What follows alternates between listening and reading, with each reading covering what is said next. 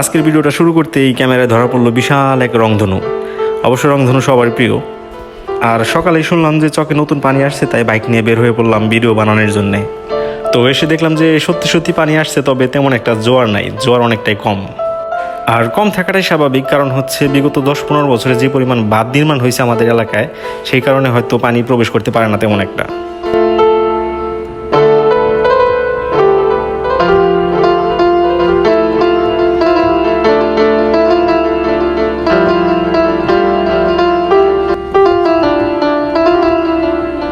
তো যাই হোক, এবার আসি আমাদের ভিডিওর মূল টপিকে।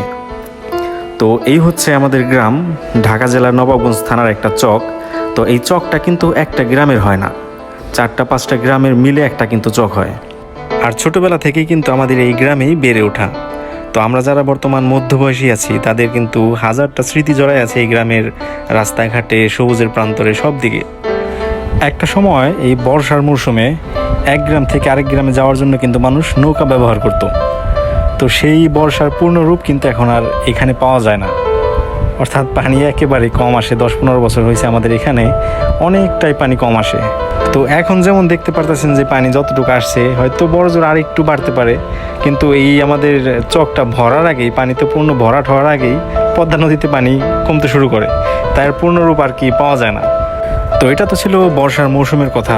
তো এখন বলি আমাদের গ্রামের প্রাকৃতিক সৌন্দর্য, মনোমুগ্ধকর পরিবেশ আদৌ কি টিকে আছে কিনা এখন পর্যন্ত, তো সেটা একটু ব্যাখ্যা করি এখন। তো কথাটা বললাম, হয়তো যারা গ্রামে থাকেন তারা খুব সহজেই বুঝবেন। তো বিগত 10 বছর আগের চক আর বর্তমান চক যেটা আপনারা দেখতে পাচ্ছেন এখন, সেটার সাথে যদি কম্পেয়ার করি, সেখানে আপনারা আকাশ পাতাল তফাৎ পাবেন। তো সামান্য আমরা যারা প্রবাসী থাকি, 2-3 বছর পর পর আসলে, বাড়িতে আসলে নিজের গ্রামের মাটির, নিজের রাস্তাঘাট নিজের কাছে অনেকটা অচেনা লাগে। তখন ধানের মৌসুমে যখন ধান চাষ করা হতো, তো চকের এক দিক থেকে আরেক দিকে তাকালে পুরোটাই সবুজে ঢাকা থাকতো।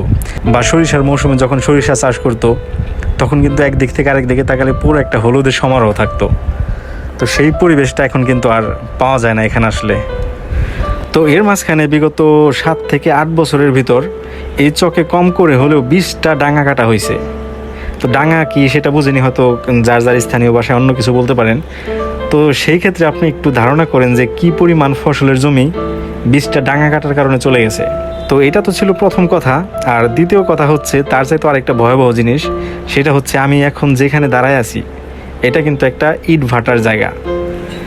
তো দেখেন, একটা ইট ভাটা করতে গেলে কম করে হলেও 100টা ধানের জমি নষ্ট হয়।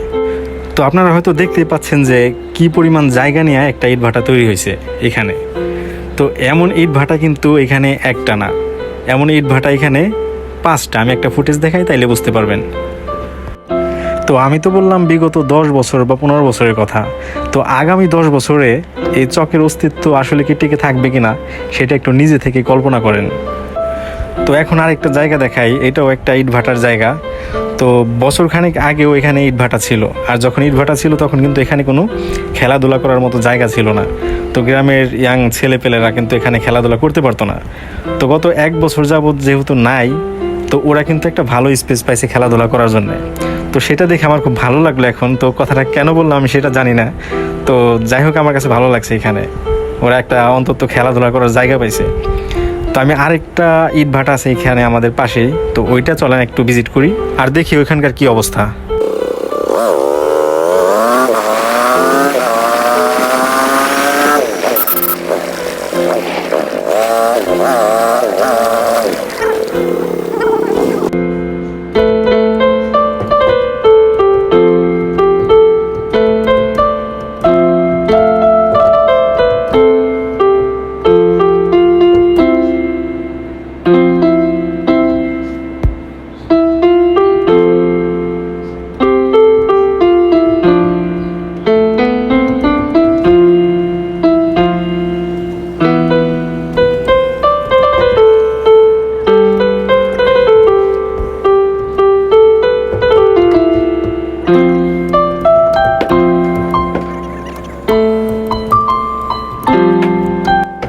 তো যাই হোক, আমার কারো প্রতি অভিযোগ নাই বা কারো বিরুদ্ধেও কথা বলি নাই বা বলতেও চাই না, কারণ আমি কোনো দলীয় না, আমি সাধারণ একজন প্রবাসী। তো আসলে পরিবেশের ভারসাম্য আগামীতে টিকে থাকবে কিনা, সেই কারণে আসলে এই ভিডিওটা বানানো।